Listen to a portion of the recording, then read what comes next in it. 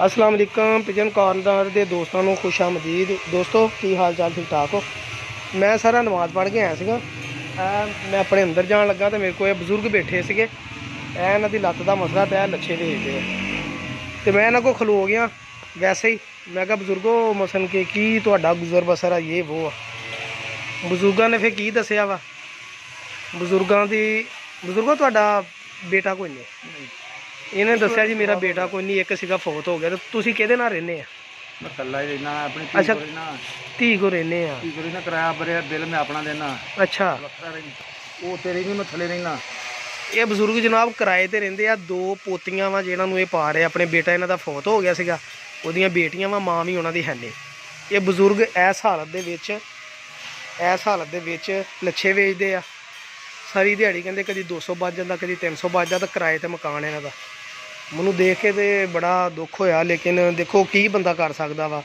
मैं तुहानूं दरखास्त यही करदा कि अपने इर्द गिर्द इस तरह के जिहड़े हकदार जिहड़े किसी दे अगे हत्थ नहीं अड्डदे है ना, उन्हां दी खिदमत करो यार। किसी तरीके नाल उन्हां नूं कारोबार बिजनेस स्टैबल करके दिओ, जां उन्हां दी किसी तरीके नाल मदद करो, हैल्प करो, ताकि वो अपने पैरों ते आप खलोण। मैं बजुर्गों नूं बड़ी कोशिश की कि बजुर्ग कोई शै मसन के बजुर्ग कहंदे मैं मंगदा नहीं ना मैं लैना, ठीक आ।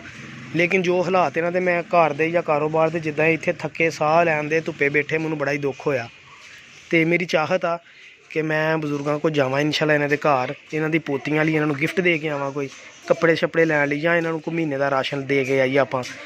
ते इंशाल्लाह मेरी कोशिश आ कि अज इंशाल्लाह जावांगे इन्हां दे घर ते इन्हां नूं इंशाल्लाह राशन दे के आवांगे। मेरी दरखास्त दोस्तों को यही आ, अपने इर्द गिर्द तुसीं अपने दोस्तों को, ये मेरी हैल्प नहीं ना साडी मदद आ, साडे सिर इन्हां दा लोगों दा हक आ, इन्हां बजुर्गों दा, ठीक है। इन्हां दी उम्र भी मेरा ख्याल कोई 70 तो उच्चे होनी है।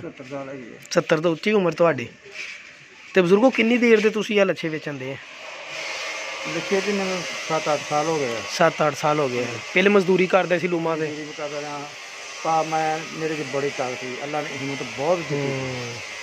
दाने की बोरी जी ना, कणक की हो, मकई की हो, चुक लेने से चुक नहीं लेंदा, मुँह सी के ना पैरों पर बैग पिछले लक के सुट के। क्या बात, पैर सीधे सीधे खलोंदा रहा, कोई गोडे नहीं मुझे मारने।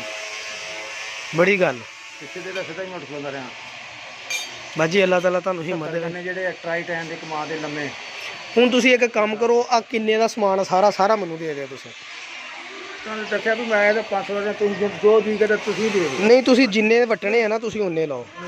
ਇਹ ਫੜੋ, ਇਹ ਦੇਖੋ ਜੀ, ਇਹ ਹੈਲਪ ਕਰੋ। ਛਾਪਰ ਲੈ ਲਓ ਤੁਸੀਂ ਆਪਣਾ, ਕੱਢ ਦਿਓ ਵਿੱਚੋਂ, ਅਸੀਂ ਇਹ ਬੱਚਿਆਂ ਨੂੰ ਤਕਸੀਮ ਕਰ ਦਿੰਦੇ ਆਪੇ ਬਣ ਗਏ। ਇਹ ਦੇਖੋ ਜੀ, ਅਸੀਂ ਇਹ ਬਜ਼ੁਰਗਾਂ ਕੋਲ ਖਰੀਦੇ ਆ।